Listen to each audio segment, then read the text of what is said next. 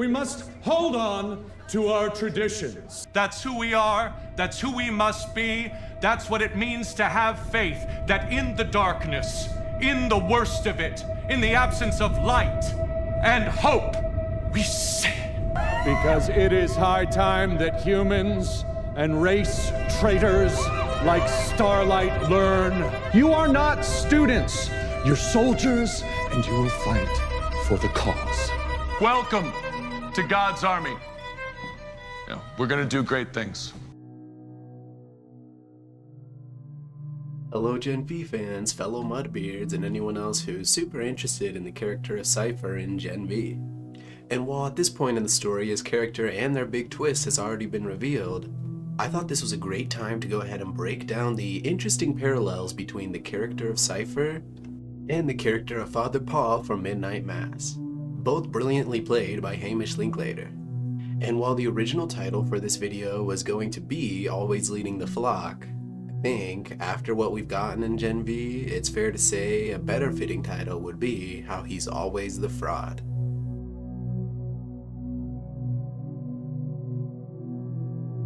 But how are these two characters relatively similar in the first place? In one series, you have the character of a dean who is watching over a bunch of super abled individuals. And in the Midnight Mass series, you have a priest who comes to a small villager's town to continue to preach the word of God when their previous pastor went missing. Both characters are taking up the mantles of previous characters who have held their role. We see that in his first interactions with some characters, he tries to present himself as a trustworthy individual, but the audience is immediately suspicious of what his character's intentions actually are in both series. What makes us think he's so untrustworthy is how in both series he begins by tapping into people's vulnerabilities and weaknesses. In Gen V, Cipher preaches to a lot of characters who are genuinely pretty powerful or capable, particularly with that of the case of Marie Monroe. He speaks to these individuals discussing how they utilize self-harm in order to access their abilities in the first place. And for the other more bigoted and ignorant crowd, he taps into the idea of superhero supremacy. If humans ever get their shit together and organize against us, let's face it, we're fucked. The idea that humans and other supes are potentially challenging their rights. And with the Fisherman's Island, he taps into the residents' struggles with the growth and advancement of society outside of their island. A lot of them feeling like they have to let go of their old ways and traditions, or even just getting caught up with deals made in the mainland without their permission. Don't forget, who did he seek out? Who did he turn to build his church, his apostles, Jesus' first disciples? They were fishermen. We must hold on to our traditions. Either way, both characters tend to tap into people with insecurities or people who feel they've been given an injustice by the world. Now, there is a slight difference in the way these characters go about their methods here. While in Gen V, it's very obvious Cipher is manipulating these people in the hopes of achieving his grand goal, the character of Father Paul doesn't seem to be focused on manipulating anybody. He, being a believer in God and bearing witness to some pretty strange and paranormal events, has come to this misguided conclusion that he really is taking the decisions God would want him to take. And yes, there are many people who hate religion so much they see any sort of preaching as manipulation either way. But I think in actuality, Father Paul was a man of conviction who really was truly just misguided. And he wasn't a strong man at that. There was a lot of parallels in the story of Midnight Mass between those who follow a religion of some kind, or any kind of faith, and those who get caught up in alcoholism. And while the parallels aren't really one-to-one, the show does really utilize and specify how interesting they do correlate. Either way, whatever their intentions, throughout the story they do become a threat that seems impossible to beat at a certain point. When it comes to Gen V, it reaches the point where all of the kids' plans to try to stop him or put him into some sort of lock of some kind usually blows up in their face and doesn't really work out. Cipher seeming to be 2 steps ahead every single turn. Is this angle okay? I mean, this isn't my best side if you're shooting from... Low angle? Oh, shit! This is some crap, Kate. I'm all like nostrils and chins from down there. The same could be said with Midnight Mass at a certain point in the story. Within Midnight Mass, the Fisherman's Island reaches a point where most people are pretty much following Father Paul and his words.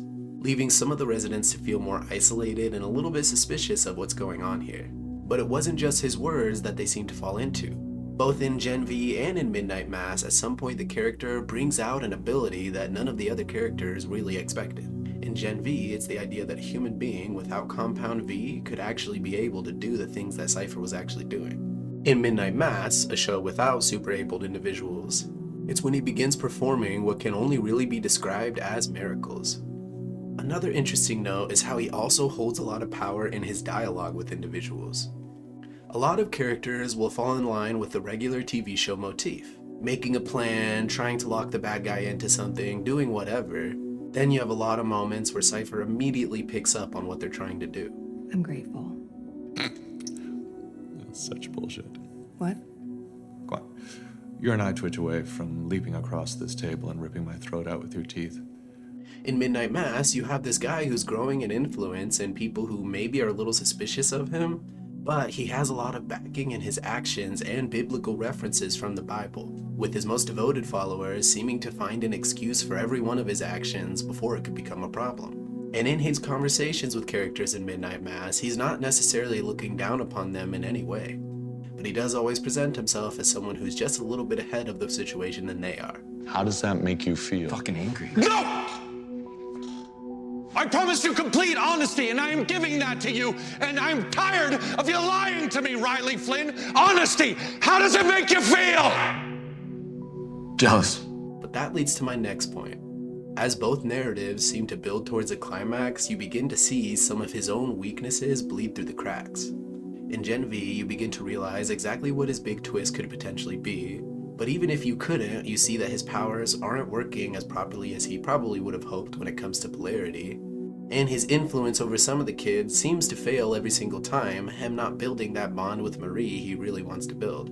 In Midnight Mass, you not only have a lot of contradictions in the Bible by itself, but you also have a lot of contradictions in Father Paul's actions on the island. And while some are pushing him to continue his work and accomplish whatever task God planned for him, it becomes very apparent that he's lost control of the situation in its entirety, really falling back on what he assumes is faith in what's right. And eventually, by the end of each story, or at least his character's contribution to the narrative, we realize that at the end, he really was just a fraud the entire time, not even who he says he was supposed to be.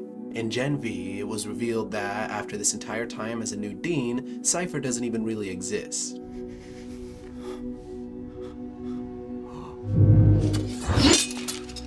Oh, no.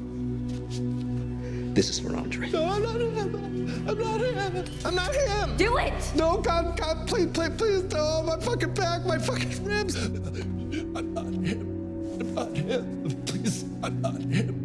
Turns out Dr. Godolkin, who started Godolkin University, had been controlling the man of Cipher and presenting himself as sort of a puppet the entire time. Once that control was released, this is what we got. And then you have Midnight Mass, this mysterious and strange pastor who comes on down and is taking up the role of the old pastor who's stuck on the mainland getting help. Well, spoiler alerts if you haven't watched Midnight Mass, but it's revealed throughout the story that that actually is the older pastor who had left the town long ago. Turns out he went to Jerusalem, and on his way there, he ended up coming in contact with an ancient being that can only really be referred to as a vampire. The correlations between religious symbolism and vampiric symbolism, as well as the supernatural elements at play within the narrative, result in him becoming the younger, most prime version of himself, and then taking up an alternate identity to hopefully help guide the rest of the people on Fisherman's Island to the same sort of resurrection he himself found. And after both these big reveals and twists, you get a solid reminder that these characters are both driven by a primary human instinct. While you could do a thorough breakdown of who Father Paul was as the individual who he's propping himself up as, and who he was on the inside, as there's enough material within that show to really pick up the pieces, in Gen V, we haven't really gotten too much of the character who was Cipher before the big reveal. Odds are he goes back to just being a regular human who struggles to survive the Boys universe. But either way, after finishing the most recent episode of Gen V, I just had to make this video because it's pretty interesting how similar these two different characters played by Hamish actually are.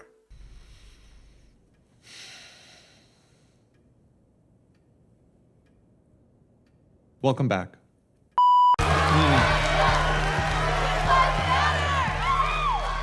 I'm Cipher, your new dean. Last I checked, safe spaces didn't include secret torture labs dedicated to creating a virus to wipe us off the face of the earth.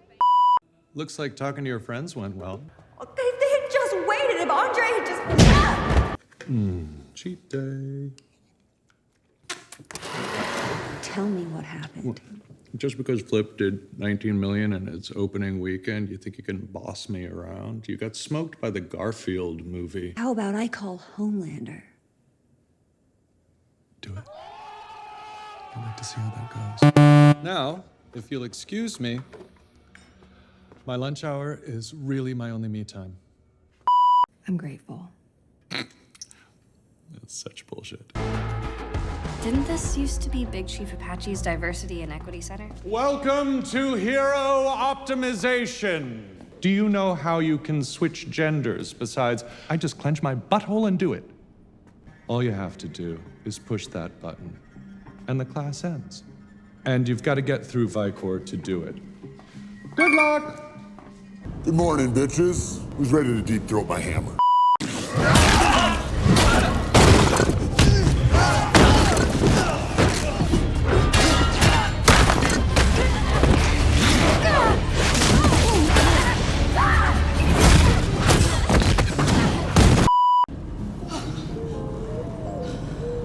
Thank you. Same time next week.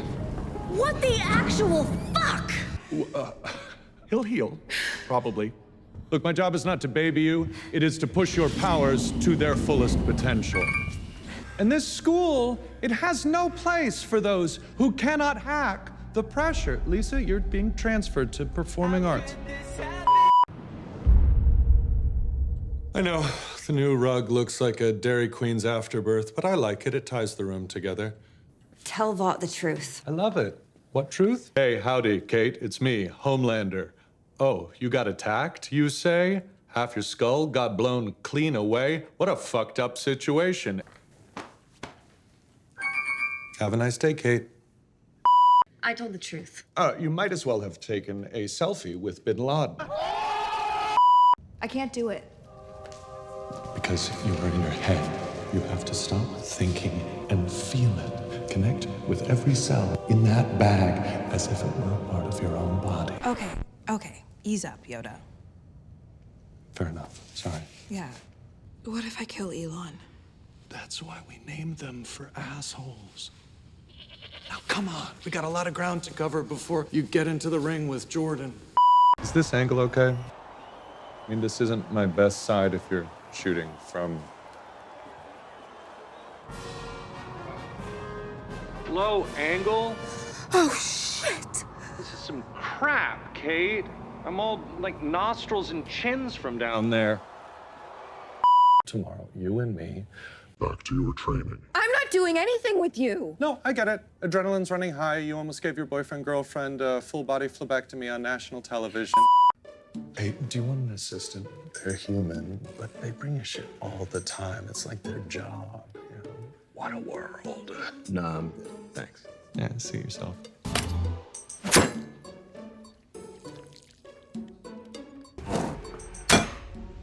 What is that? Now, if you'll excuse me, I've got a Zoom with Dana White. You can finish your food. It won't bother me. I don't care what rock they decide to crawl under. I just want Marie back immediately. Bullshit. Wow, so rude. Yeah, it's over.